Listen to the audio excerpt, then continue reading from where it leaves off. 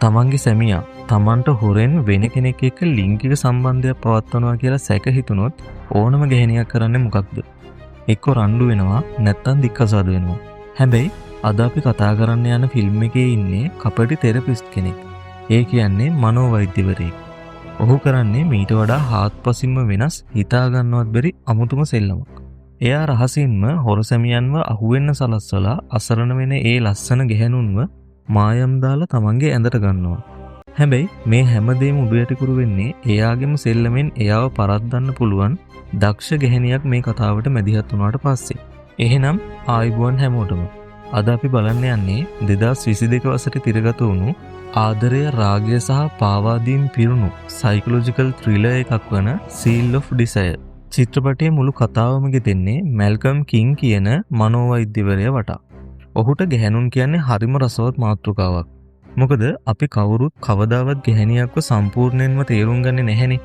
හැබැයි මැල්කම් ගැහණුන්ගේ ඇස් සහ ඔවුන්ගේ බොඩි ලැන්ග්වේජ් එක දිහා බලලා ඔවුන් ඉන්න මූඩ් එක නිවැරදිවම කියවන්න දන්නවා. ඒ නිසා ගැහණුන් එක්ක ගනුදෙනු කරන්න ඔහුට ලොකු අත්දැකීමක් තිබුණා. කතාව ආරම්භයේදී මැල්කම් බාර් එකක ඉන්නවා පෙන්නනවා. එතන ඔහු ළඟින් කෙල්ලෙක් වාඩි වෙලා ඉන්නවා. ඒ කෙල්ලට ඕන වෙන්නේ මැල්කම් එක්ක ලිංගික එකතු වෙන්න. හැබැයි මැල්කම්ගේ අවධානය යන්නේ වෙනත් පැත්තකට. ඒ තමයි රූසෝ සහ වෙරෝනිකා කියන කපල් එක දිහාවට. ඉතින් ඔහු අර කෙල්ලගේ ඇරයුම ප්‍රතික්ෂේප කළා හොරෙන්ම මේ ජෝඩුව පස්සේ යනවා. මේ ජෝඩුව තමන්ගේ ගෙදර ගිහින් එකිනෙකා සිපගනිමින් ආදරය කරන අතරතුර මැල්කම් වෙස්මුහුණක් දාගෙන ජනේලේ ඔවුන් දිහා බලාගෙන ඉන්නවා. හරියට ඔහු ඔවුන්ව කලින්ම හඳුනනවා වගේ. ඔහු මෙසෙයියා කියන වෙස්මුහුණ දාගෙන රෑ තිස්සේ කරන්නේ තමන්ගේ බිරිඳට හොරෙන් වෙනත් ගැහණුන් ඇසුරු කරන සැමියන්ගේ වැරදි සහ සාක්ෂි එකතු කරන එක. වෙරෝනිකා වොෂ්රූම් එකට ගිය වෙලාවේ මැල්කම් හොරෙන්ම කාමරයට ඇතුල් වෙලා රූසෝගේ යම්කිසි දෙයක් හොරකම් කරනවා. ඊළඟට මැල්කම් මෙතනින් පිට වෙලා තමන්ගේ ගෙදර යන අතරතුර ඔහු දකිනවා එක කෙල්ලෙක් පාලමකින් පනින්න හදනවා. ඔහු ඉක්මනට ගිහින් ඇයව නවත්තලා ඇගේ ජීවිතේ ප්‍රශ්න ඉක්මනින්ම ඉවර වෙයි කියලා ආදරෙන් තේරුම් කරලා දෙනවා. මේ කතාව අතරතුර මැල්කම්ගේ අම්මගෙන් ඔහුට කෝල් එකක් එනවා. ඔහු අම්මා එක්ක ගොඩක් හොඳ පුතෙක් වගේ ආදරෙන් කතා කරනවා. ඒක දැක්කම අර සියදි වෙනසා ගන්න හදපු කෙල්ල මැල්කම් ගැන පැහැදෙනවා. තමන්ගේ නම රූහි කියලා ඇයව හඳුන්වලා දෙනවා. ඇත්තටම මැල්කම්ට තමන්ගේ අම්මා එක්ක එච්චර ආදරෙන් කතා කරන්න ඕමනාවක් තිබ්බේ නැහැ. හැබැයි රූහිගේ හිත දිනා ගන්න සහ තමන් හොඳ මිනිහෙක් කියලා පෙන්වන්න ඔහු රංගපෑමක් කළා විතරයි. ඒ රංගපෑම සාර්ථක වෙනවා. රූහි මැල්කම් එක්ක ඔහුගේ ගෙදර එනවා. ඇය මැල්කම් එක්ක ලිංගික එකතු වෙලා තමන්ගේ හිතේ තිබුණු පීඩනය සහ කරදර දෙකම පිට කරගන්නවා. උදේ වෙලා රූහි යන්න කලින් මැල්කම් ඇයට සල්ලි ටිකක් තියලා යනවා. සමහර විට ඇය සල්ලි ප්‍රශ්න නිසා සියදි වෙනසා ගන්න හැදුව වෙන්න ඇති කියලා ඔහු හිතනවා. ඊළඟ දවසේ මැල්කම් ඉන්නේ ඔහුගේ ඔෆිස් එකේ. එතන ඔහුගේ සහායිකාව විදිහට ඉන්නේ සින්ඩි. සින්ඩි හිතාගෙන ඉන්නේ මැල්කම් තමන්ට ආදරය කරනවා කියලා. හැබැයි මැල්කම් ඇයව ගණන් ගන්නේ නැහැ. සින්ඩි කියන්නේ විවාහක කාන්තාවක් වුණත් ඇගේ සැමිය මිය ගිය නිසා ඇගේ ජීවිතේ ගොඩක් අසිරු වෙලා තිබුණා. මැල්කම් ඇයට හිත හදාගන්න කියලා උපදෙස් දෙනවා. මැල්කම් තමන්ගේ රෝගීන් බලන කාමරයට එනවා. එතනට මෙලීස කියන කාන්තාව තමන්ගේ සැමිය වෙන ජෙරම් එක්ක එනවා. ඔවුන්ගේ විවාහ ජීවිතයේ ලොකු ප්‍රශ්න තිබුණා. මෙලීස තමන්ගේ සැමියව මැල්කම්ට හඳුන්වලා දෙනවා. ඇත්තටම මැල්කම් මීට කලින් අර කතාව පටන් ගන්නකොටම බාර් එකේ වෙනත් කාන්තාවක් එක්ක ඉන්නව දැක්කේ මේ ජෙරම්ව තමයි. හැබැයි මැල්කම් ඒ ගැන මෙලීස ඉස්සරහා මුකුත්ම කියන්න යන්නේ නැහැ. මෙලීස කියන විදිහට දැන් ඔවුන්ගේ ප්‍රශ්න ඔක්කොම ඉවරයි. ජෙරම් දැන් ඇගේ කතාවලට හොඳට හැවුම්කන් දෙනවා. ජෙරම් මැල්කම්ට කියන්නේ රස්සාවේ වැඩ නිසා තමන්ට මෙලීසට කාලය දෙන්න බැරි වුණු බවත් දැන් තමන්ගේ ප්‍රොජෙක්ට් එක ඉවර නිසා එයත් එක්ක සතුටින් ඉන්න පුළුවන් බවත් ඔවුන් දෙන්න අතර හැමදේම හරි ගිය නිසා මැල්කම් ඔවුන්ට යන්න ඉඩ දෙනවා. නමුත් ඔවුන් යන ගමන් ජෙරම් මැල්කම්ට කියනවා මෙලිසා ආයෙත් කවදාවත් මෙහෙට සෙෂන් එකකට එන්නේ නැහැ කියලා. ඔවුන් ගියාට පස්සේ මැල්කම් තමන්ගේ ලැප්ටොප් එකේ වීඩියෝ ක්ලිප් එකක් ප්ලේ කරනවා. එතකොට අපිව කලින් දර්ශනයකට අරන් යනවා. හරියටම අර මුල ජෙරම් රහසින් වෙනත් කාන්තාවක් එක්ක ඉන්න තැනට. එතනදී මැල්කම් ජෙරම් එක්ක රණ්ඩු වෙලා ඔහුව සිහි නැති කරලා දානවා.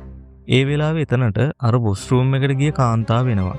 ඇය මැල්කම්ව වෙස් මුහුණ ඇතුව දැක්කත් බය වෙන්නේ නැහැ. මොකද ඇය ඔහු කලින්ම දන්නවා.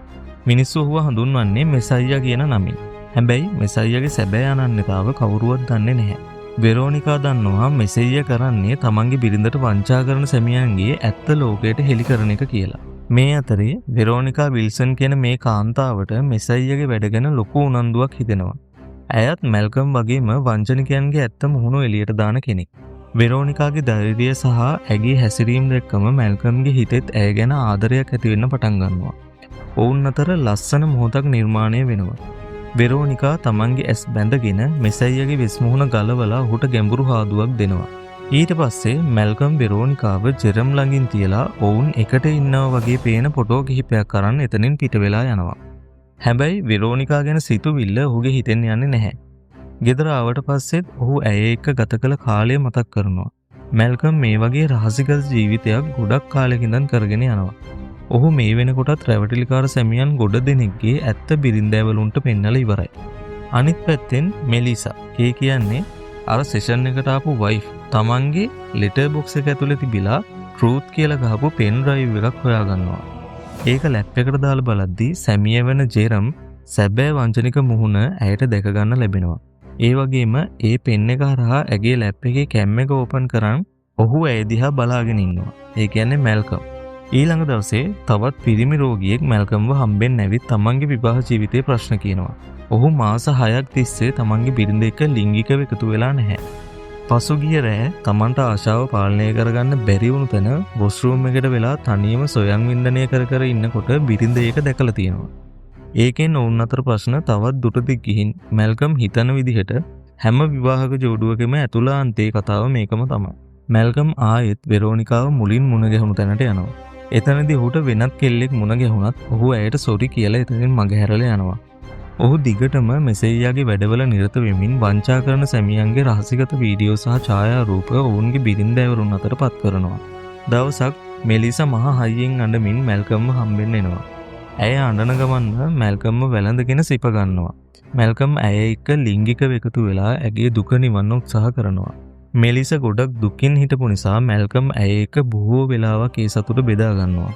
මැල්කම් තමන් හදන වීඩියෝ වලින් වංචාවට ලක්වුණු බිරින්දෑවරුන්ට උපදෙස් දෙන්නේ තමන්ගේ සැමියන්ට රිදවන්න ඔවුන්ද වෙනත් පිරිමින් ඇසුරු කරමින් වංචා කළ යුතු බව. එතකොට විතරයි ඒ දුකින් නිදහස් වෙන්න පුළුවන් කියලා ඔහු කියනවා. මේ උපදෙස් දීමෙන් පස්සේ ඒ වීඩියෝ ස්වයංක්‍රීයම ඩිලීට් වෙලා යනවා. අනිත් පැත්තෙන් හෙරොල්ඩ් විල්සන් කියන වයසක පුද්ගලයා වෙනත් වෛද්‍යවරයෙක් ළඟට තමන්ගේ පළමු සෙෂන් එකට එනවා පෙන්නනවා. මේක ඕනෑම මානසික ලෙඩෙක්ගේ වැදගත්ම සහ අමාරුම කොටස. ඒ සෙෂන් එකෙන් හෙළි වෙන්නේ හෙරොල්ඩ්ගේ බිරිඳ වන බෙතනි විල්සන් මියගොස් දැනට අවුරුදු 4ක් වෙනවා කියලා. හැබැයි හෙරොල්ඩ් තාමත් ඇගේ මරණය පිළිගන්නේ නැහැ. ඔහු හිතන්නේ බිරිඳ තමන්ව දාලා පැනලා ගිහිල්ලා කියලා. වෛද්‍යවරයා ඔහුට වටහා දෙනවා බෙතනි සැබවින්ම මිය ගිහින් කියලා. ඒ ඇත්ත පිළිගන්න හෙරොල්ඩ්ට තවත් ටික කාලයක් ගත වෙයි කියලාත් ඔහු කියනවා. මේ අතරේ මැල්කම් ළඟට හිල්ඩ සහ ජෝන් කියන අලුත් කපල් එකක් එනවා. හිල්ඩ සැක කරන්නේ ජෝන් තමන්ට හොරෙන් වෙනත් ගැහැණුන් ඇසුරු කරනවා කියලා. හිල්ඩගේ හැසිරීම හරිම දරුණුයි. ඇය ජෝන්ට කතා කරන්නවත් ඉඩක් දෙන්නේ නැහැ. හැබැයි මැල්කම් මහද්දී ජෝන් කියන්නේ තමන් හිල්ඩ එක්ක ලිංගිකව එකතු වෙන්න හදන හැම වෙලාවකම ඇය තමන්ට පීරියඩ්ස් කියලා බොරු කියන බව. ඇය මුළු මාසය පුරාම මේ බොරුව කරන නිසා ජෝන් දැන් ඇය ළඟට යන එකම නතර කරලා. මේක අහන හිල්ඩ කියනවා තමන්ට අන්තර්ජාලයෙන් වෙබ් අඩවියක් ගැන දැනගන්න ලැබුණු බවත් ඒකේ මෙසයියා ගැන කියවෙන බවත්. මෙසයියා වංචාකාර සැමියන්ගේ ඡායාරූප සහ වීඩියෝ ලෙටර් බොක්ස් එකකට දාලා පෙන් ඩ්‍රයිව් එකකින් ගෙනත් දෙන නිසා තමන්ට ලෙටර් බොක්ස් එකක් ලැබෙයි කියලා ඇය බලාපොරොත්තු වෙමින් ඉන්නවා. මේක අහලා මැල්කම් ගොඩක් නොසන්සුන් වෙනවා. මොකද ඔහුගේ රහසය එළි වෙන්න ළඟයි. ඊට පස්සේ ඔහු එදා සෙෂන් එක එතනින් නතර කරනවා. පස්සේ මැල්කම් හොයලා බලනකොට දැනගන්නවා මේ බ්ලොග් එක කරන්නේ වෙන කවුරුත් නෙමේ වෙරෝනිකා කියලා. ඊළඟ දවසේ රිසෙප්ෂන් එකේ ඉන්න සින්ඩි හැමදාම වගේ මැල්කම් ගැන හිත ඉන්නවා. මේ ඇස්සේ මැල්කම් හම්බෙන්න එන කාන්තාවන් එක්ක සමීපව හැසිරෙන විදිය අමාරුවෙන් බලාගෙන ඉන්නවා. ඉතින් එදා රෑ සින්ඩි කෙලින්ම මැල්කම්ගේ ගෙදරට එනවා. ඌව හම්බෙන්න. ඇවිත් තමන්ගේ ඇඳුම් ඔක්කොම ගලවලා දානවා. මොකද ඇයට ආයෙත් මැල්කම් එක්ක ලිංගිකව එකතු වෙන්න වමනා වෙලා තිබුණා. ඇගේ කතාවෙන් තේරෙන්නේ මැල්කම් ඊට කලින් සින්ඩි එක්කත් ලිංගිකව එකතු වෙලා තියෙනවා කියලා. හැබැයි දැන් මැල්කම්ට ඇය ගැන කිසිම උනන්දුවක් නැහැ. මැල්කම් සින්ඩිව ප්‍රතික්ෂේප කරනවා. එතකොට ඇය අඬා කියනවා ඇය ඔහුට ආදරය කරනවා කියලා. ඒ කරලා ඇය පිට වෙලා යනවා. ඊට පස්සේ මැල්කම් වෙරෝනිකාට ඊමේල් එකක් දාලා මුණ ගැහෙන දිනයක් සහ වෙලාවක් වෙන් කර ගන්නවා. ඒ මැල්කම් විදිහට නෙවෙයි මෙසෙයියා විදිහට. මැල්කම් වෙරෝනිකාව මුණ ගැහින්නේ වැඩ නිම නොකළ ගොඩනැගිල්ලක. එතන ඔහු ඉටිපන්දම් එළියෙන් ලස්සන රෑ කෑමක් ලෑස්ති කරලා තිබුණා. ඔහු වෙරෝනිකාට කියනවා ඇගේ ඔන්ලයින් සයිට් එක වහලා දාන්න කියලා. ඇයි ඒ සයිට් එක වහන්න එකඟ වෙන්නේ මැල්කම්ගෙන් අහන ප්‍රශ්න කිහිපයකට නිවැරදි උත්තර දුන්නොත් විතරයි. මැල්කම් එහෙම නැත්නම් මේ මෙසෙයියා ඒ හැම ප්‍රශ්නයකටම සාර්ථකව උත්තර දෙනවා. ගෙදර ආවට පස්සේ මැල්කම් දකිනවා වෙරෝනිකා ඇත්තට මේ සයිට් එක වහලා දාලා කියලා. ඒ කියන්නේ වෙරෝනිකා එක්ක සම්බන්ධ වෙන්න තිබුණු එකම ක්‍රමයක් දැන් උහුට නැති වෙලා. ඊට පස්සේ ඔහු අර කලින් ආපු කපල් එකේ කෙල්ල චෝදනා කරපු හස්බන්ඩ් වුණ ජෝන් ගැන හොයන්න තමන්ගේ කාලය වෙන් කරනවා. හැබැයි ඉක්මනින්ම මැල්කම්ට තේරෙනවා ජෝන් කියන්නේ කිසිම වැරදි වැඩක් කරන කෙනෙක් නෙවෙයි කියලා. මේ අතර සින්ඩි තමන්ගේ කාර්යාලයේ කෙනෙක්ට චොකලට් කේක් කවනවා. ඔහුට චොකලට් ආසාත්මිකතාවයක් කියලා ඇය දන්නේ නැහැ. ඒ චොකලට් කේක් කන කෙනා දන්නෙත් නැහැ මේක චොකලට් කේක් කියලා. දැනගත්ත ගමන් ඔහු බය වෙලා රෝහලට දුවනවා. මෙතනදී සින්ඩි ඔහු වෙනුවට මැල්කම්ගේ වැඩ ආවරණය කරන්න බාර ගන්නවා. ඒකෙන් පෙන්නනවා මැල්කම් සහ සින්ඩි අතර තිබුණු නොහොඳ නොහොක්කාඩුකම් දැන් හරි ගිහින් කියලා. දවසක් වෙරෝනිකා මැල්කම්ගේ කාර්යාලයට එනවා රෝගියෙක් විදිහට. මොකද ඇය දන්නේ නැහැ මේ ඉන්නේ වෙස්මූණ පිටිපස්සේ හැංගුණ මිනිස්සයා කියලා. කොහොම හරි ඒකෙන් ඔවුන් දෙන්න අතර තියෙන සමීපකම තවත් වැඩි වෙනවා. ඔවුන් සෙෂන් එකේදී කතා කරන්නේ හරියට වෙරෝනිකා මෙසෙයියා එක කෙලින්ම කතා කරනවා වගේ. මැල්කමුත් මෙසෙයියාගේ සිතුවිලි වලින්ම උත්තර දෙනවා. දැන් දෙන්නගෙම අදහස් එක වගේ. මේ ඇසේ ඔවුන් දෙන්නම තාම තනිකඩයි කියන එකත් දෙන්නම දැනගන්නවා. අන්තිමට ඔවුන් කාර්යාලයෙන් පිටතදී රෙස්ටුරන්ට් වල සහ ඇවිදින්න යන්න මුණ ගැහෙන්න පටන් ගන්නවා. වෙරෝනිකා සැබෑ ආදරයට ගොඩක් බයයි. මොකද ඇගේ අම්මා මිය ගිය වෙලාවේ ඒ ශෝකය ඇගේ තාත්තට දරා ගන්න බැරුව පිස්සු වැටුණා ඇය දැක්කා. මැල්කම් ඇගේ ඒ තීරණයට ගරු කරනවා. මොකද ඔහුත් ස්ථිර සම්බන්ධතා විශ්වාස කරන්නේ නැති කෙනෙක්. අනිත් පැත්තෙන් වෛද්‍යවරයාගේ උපදෙස් අහලා ජෝන් තමන්ගේ බිරිඳට ලස්සන මල් කරඹක් අරන් යනවා. ඒ මල් දැක්කම සතුටු වෙන බිරිඳ ජෝන්ට ඇය සමග ලිංගික එකතු වෙන්න ඉඩ හරිනවා. මේ අතරේ මැල්කම් සහ වෙරෝනිකා ආයෙත් ඩේට් එකක් යනවා. වෙරෝනිකා මැල්කම්ව තමන්ගේ පියා වන හෙරොල්ඩ් සහ තමන්ගේ සහෝදරිය මුණ ගැසීමට රෙස්ටුරන්ට් එකකට එක්කන් යනවා. හැබැයි පුදුම දේ කියන්නේ වෙරෝනිකාගේ සහෝදරිය තමයි රූහි. ඒ කියන්නේ අර මුලින්ම සියදිවි නසා ගන්න හදලා මැල්කම් බේරගත්ත මැල්කම් එක නිදාගත්ත කෙල්ල. රූහිව දැක්කම මැල්කම් ගොඩක් අපහසුතාවයට පත් වෙලා බොරුවක් ගහලා ඉක්මනට එතනින් තමන්ගේ ඔෆිස් එකට එනවා. මැල්කම් ඔෆිස් එකට වෙලා ගොඩක් අවුලෙන් ඉන්නව දැකලා සින්ඩි ඔහුගේ කාමරයට එනවා. එතනදී තමයි රහස හෙළි වෙන්නේ. සින්ඩි තමන්ගේ හිත රිදවපු මැල්කම්ගෙන් පලිගන්නයි වෙරෝනිකාව මැල්කම් ළඟට එවලා තියෙන්නේ. සින්ඩිට ඕනුනේ මැල්කම්ගේ හිතත් තමන්ගේ වගේම බිඳලා දාන්න. හැබැයි වෙරෝනිකා ඇත්තටම මැල්කම්ට ආදරය කරන්න ගත්ත නිසා ඒ සැලසුම වැරදෙනවා. ඉතින් සින්ඩි තමන්ගේ සහ වෙරෝනිකාගේ මුළු ප්ලෑන් එකම මැල්කම්ට කියනවා. ඒ වගේම මෙතනට වෙරෝනිකාත් එනවා. ඇයට ඇගේ නංගි ඔක්කොම විස්තරේ කියලා. ඉතින් ඇය අඬමින් අහනවා මැල්කම් තමන්ගේ නංගිත් එක්ක ලිංගිකව හැසිරුණාද කියලා. කොහොම හරි තමන්ව රවට්ටපු එකට අවුල් ගන්න මැල්කම් වෙරෝනිකාවත් හරිනවා. වෙරෝනිකා අඬමින් එතනින් යනවා. හැබැයි මෙච්චර දේවල් වෙලත් මැල්කම්ගේ හිතෙන් වෙරෝනිකාව අමතක කරගන්න බැරි වෙනවා. ඉතින් ඔහු ඇය මුණ ගැහෙන්න පාක් එකට යනවා. මැල්කම්ට ඕන වෙන්නේ ඔවුන් අතර හැමදේම ආපහු හරි ගස්ස ගන්න වුණත් වෙරෝනිකා එක ප්‍රතික්ෂේප කරනවා. තමන්ට කිසිම සම්බන්ධතාවයක ඉන්න වමනාවක් නැහැ කියලා ඒ කියනවා. ඒකෙන් මැල්කම්ගේ හිත හොඳටම බිඳෙනවා. දවස් කිහිපයක් සාමාන්‍ය විදිහට මෙසෙයියාගේ වැඩ කරපු මැල්කම් අන්තිමේදී ආයෙත් වෙරෝනිකාව මුණ ගැහෙන්න යන්නේ මෙසෙයියාගේ වෙස් මුහුණක් දාගෙන.